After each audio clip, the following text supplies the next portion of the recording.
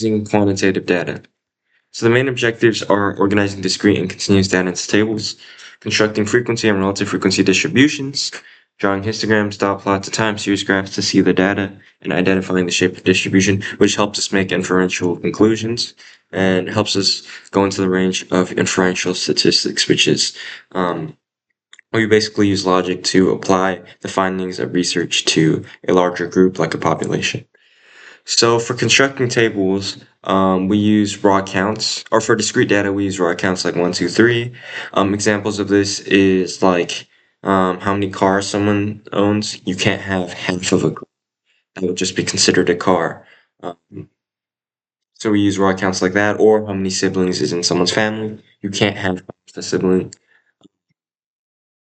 And we use raw counts like 1, 2, 3. For continuous data, it's typically over a range like $100 to $125.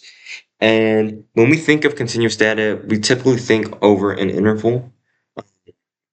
So something that can't be plotted with one specific data point. And um, irrationality is continuous. So all that means is never-ending numbers like pi or square root 2 are continuous because you can't plot it with one data point, and therefore you have to use a range. So we know pi is 3.14, 159, 2, 6, 5, and it just continues on. So we have to plot it between somewhere between 3.1 to 3.2 because we know that pi is never going to end. We can't just use one data point.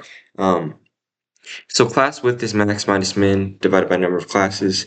And all it is basically the size of each bar. So we'll come over to here.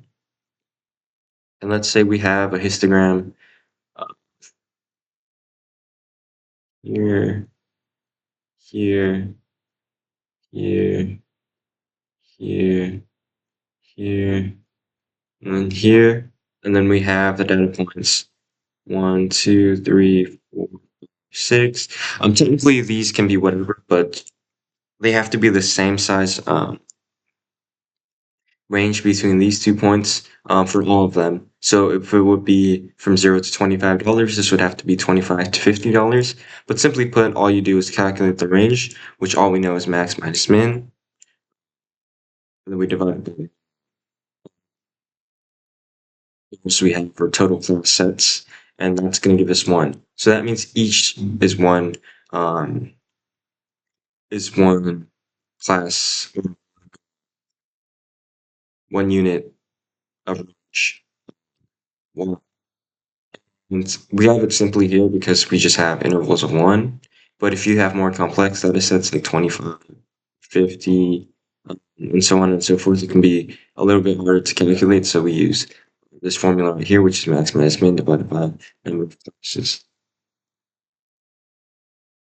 So for histograms, they're basically just bar graphs, but for quantitative data. So as we mentioned before, bar graphs like Pareto graphs, something side bar graphs. Just anything with bar graphs typically have to do with qualitative data, which is about things like how many people stated that red was their favorite color. The frequency is numerical, but red is a classification that is qualitative. It's not numerical. So histograms are just the same thing, but the bars are numerical, and therefore it contains discrete and continuous values or data, and yeah, everything else is the same. So dot plots just represent frequency, and you still have the classes like usual, and the amount of dots represent the frequency or how many times someone has picked it.